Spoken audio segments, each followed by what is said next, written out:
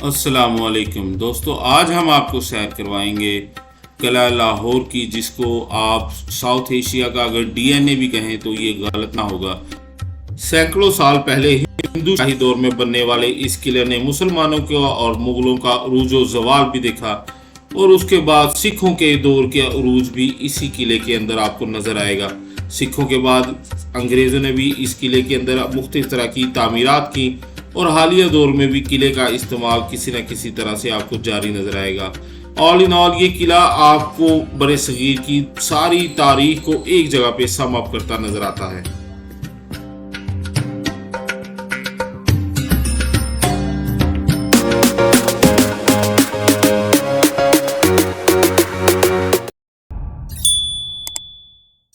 Video को मज़ीद देखने से पहले चैनल को लाइक, शेयर और सब्सक्राइब करना मत भूलिएगा, ताकि आपको हमारी तमाम वीडियोस टाइमली मिल सके।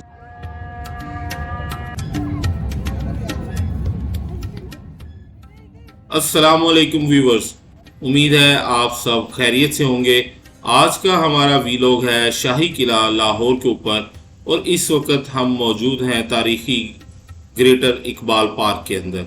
दोस्तों, ये ग्रेटर इकबाल पार्क चंद साल पहले ही इसको रिन्यू किया गया है। पहले इस जगह पे जहाँ पे हम फिर रहे हैं, इस जगह को मंटो पार्क बोला जाता था, और लाहौर में क्रिकेट खेलने का एक ये बड़ा सेंटर हुआ करता था, जहाँ पे इंटरनेशनल क्रिकेट के काफ़ी स्टार यहाँ से गुजरे।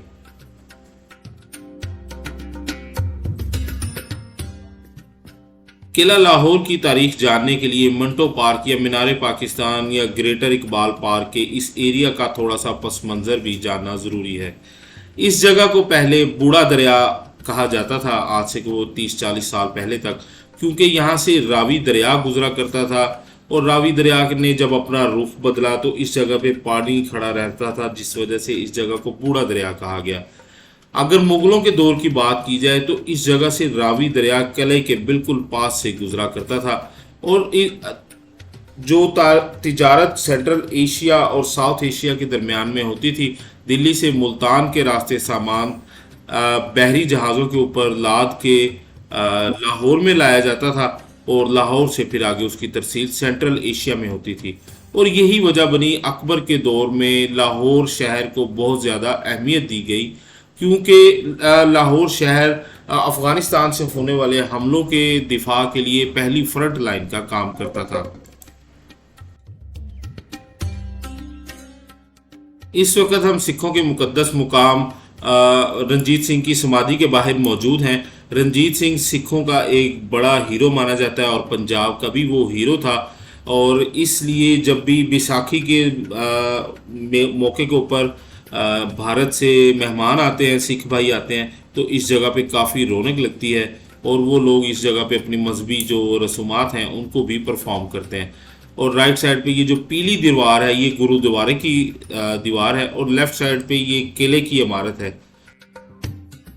दोस्तों, इस वक्त हम किला लाहौर के अंदर आ चुके हैं, और आपको ये सामने दुनिया की सबसे बड़ी पेंटिंग वॉल नज़र आ रही है, जो तकरीबन ½ किलोमीटर के ऊपर मुहित है। इस पेंटिंग वॉल को अब रीस्टोर किया जा रहा है, और जहांगीर जो कि आर्ट का बड़ा दिलदादा था, उसने ये दीवार बनवाई थी। इसके ऊपर महल में होने वाले जो मुख्तलिफ तरह के वाक़यात, एक्टिविटीज़, उनको इसके ऊपर उसने डिपिक्ट किया हुआ था। और लाहौर वॉल सिटी अथॉरिटी आजकल इसको रीस्टोर कर रही है। काफ़ी हद तक रीस्टोर हिस्सा इसका हो भी चुका है।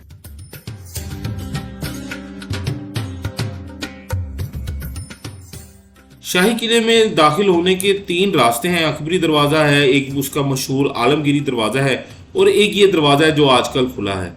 जिस रास्ते से भी हम किले के अंदर दाखिल हो रहे हैं, इसको हाथी वाला रास्ता या हाथी वाला दरवाज़ा भी कहा जाता था, क्योंकि जब बादशाह लोग हाथियों के ज़रिए अपने किले के अंदर जाते थे तो वो इस जगह को यूज़ किया करते थे।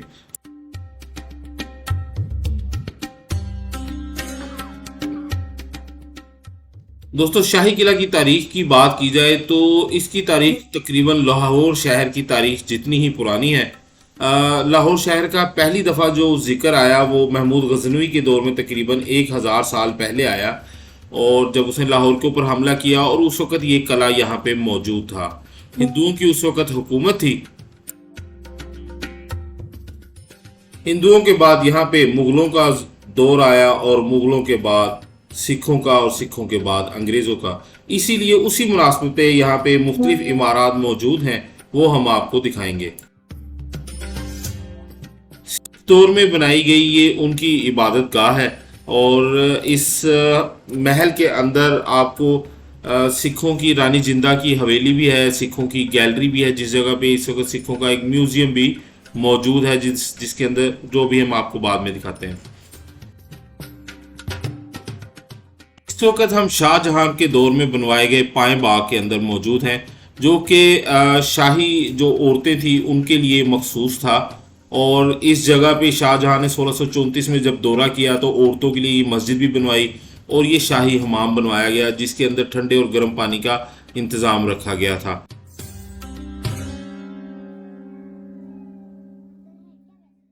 शाहजहां के दौर में बनाए गए इस बाग का अंदाज जो है सेंट्रल एशिया या ईरान के तर्ज तामीर से इंस्पायर्ड है, जिसको चहार बाग के नाम से जाना जाता है। सामने बनी हुई ये इमारत शाही दौर की रिहायशें और कमरे हुआ करते थे और इसके साथ ही शीश महल भी वाक़ है, जो कि दुनिया का सबसे बड़ा शीश महल है, आजकल रेनोवेशन के अमल से गुजर रहा है। दोस्तों, इस वक्त हम रंजीत सिंह के दौर में बनाई गई एक सिख हवेली के अंदर मौजूद हैं, जो शाही किला के अंदर मौजूद है। यहाँ पे आपको सिख दौर के नवादरात मिलेंगे, जैसे कि ये सामने रंजीत सिंह की तस्वीर है और हनूत किया गया है रंजीत सिंह का ये घोड़ा भी यहाँ पे मौजूद है। और इसके अलावा मुख्तलिफ मुग़ल दौर की, अंग्रेज़ दौर की असला भी आपको इधर नज़र आएगा।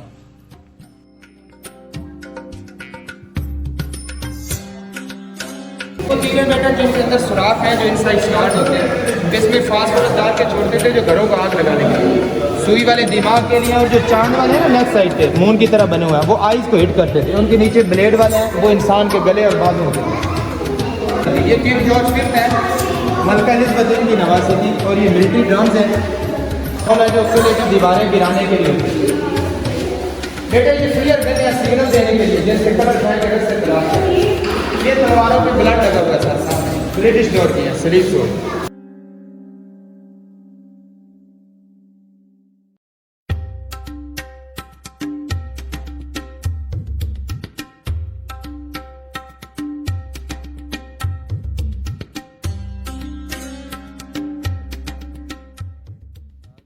तो दोस्तों, इस वक्त हम मौजूद हैं सुवीनियर शॉप्स के अंदर।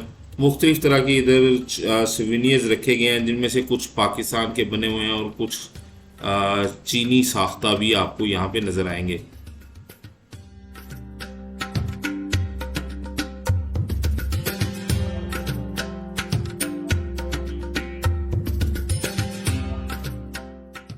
दोस्तों, वो सामने नज़र आने वाला जो गेट है, ये शाही किले का एक बड़ा गेट हुआ करता था, जो कि शहर लाहौर की तरफ खुलता था। इसको अकबरी गेट कहा जाता है। लाहौर शहर में आने वाले स्टाफ की आमदोरफ्त ज़्यादातर इसी गेट से होती थी और इस गेट का रुख दिल्ली की तरफ है। दिल्ली दरवाजे से आप क्रॉस करके जा सकते हैं। इस वजह से ज़्यादातर लोगों की एंट्री इसी साइड से होती। और ये शाहजहां के दौर में बनवाया गया दीवाने आम है, जहाँ पे शाहजहां अपने रियाया के साथ मुलाकात किया करता था। 40 सतूनों के ऊपर मुश्तमिल ये दीवान लाल पत्थर से बनाया गया है, वही लाल पत्थर जिसकी तामीर जो आपको आगरा में भी नज़र आता है और बादशाही मस्जिद की तामीर भी उसी पत्थर से हुई है।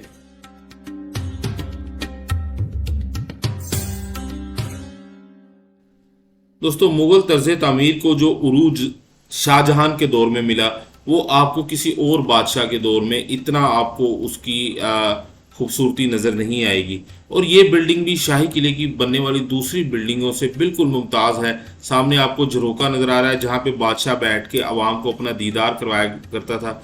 मार्बल से बनी हुई ये बालकनी है और बिल्डिंग का तर्ज तामीर भी दूसरी जो इमारत हैं उनसे काफ़ी मुख्तलिफ और ख़ूबसूरत है। इसके पीछे एक दूसरा एरिया मौजूद है, जहाँ पे बादशाह की ख्वाबगाह या रहने की जगह मौजूद थी और उसी जगह पे दीवाने ख़ास भी है, जहाँ पे बादशाह अपने ख़ास मेहमानों से या सरकारी उमरा से भी मुलाकात किया करता था।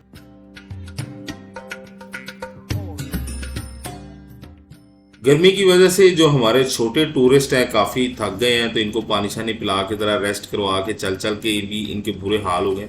तो आपको फिर उसके बाद ये दूसरी हिस्सा दिखाते हैं महल का।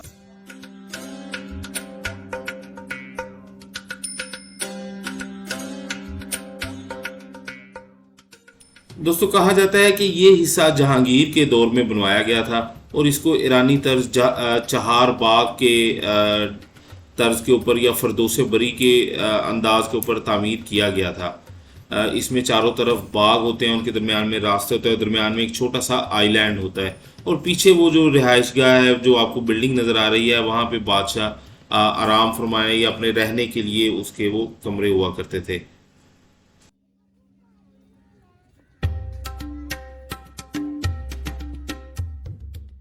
और ये दीवाने आम से बादशाही मस्जिद की तरफ की आपको मनाजिर हम दिखा रहे हैं।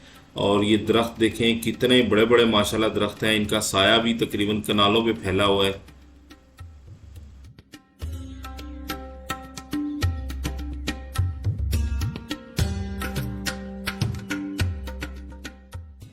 दोस्तों राइट साइड पे जो आपको गुंबद नज़र आ रहा है, ये मोती मस्जिद का गुंबद है। इस मस्जिद को भी शाहजहां ने तामीर करवाया था और ये मार्बल से बनाई गई मस्जिद है, लेकिन आजकल बंद है।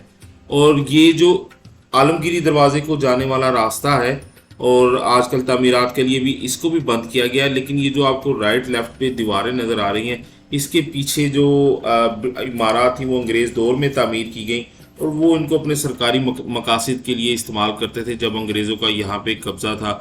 और उसी तरह की ज़्यादातर असलहा वगैरह रखने के लिए इसको इस्तेमाल किया जाता था।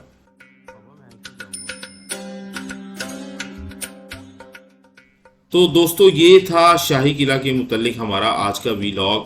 हमने आपको फर्दन इसकी काफ़ी डिटेल्स देने की कोशिश की। इसमें काफ़ी कुछ तब्दीलियां रेनोवेशन के हिसाब से होती रहती हैं, जहाँ जैसे कि आजकल यहाँ पे एक रेस्टोरेंट बन चुका है जहाँ पे आप बुकिंग करवा कर आ सकते हैं। तो ज़रूर आइएगा और हमें अपनी आरा से आगाह कीजिएगा।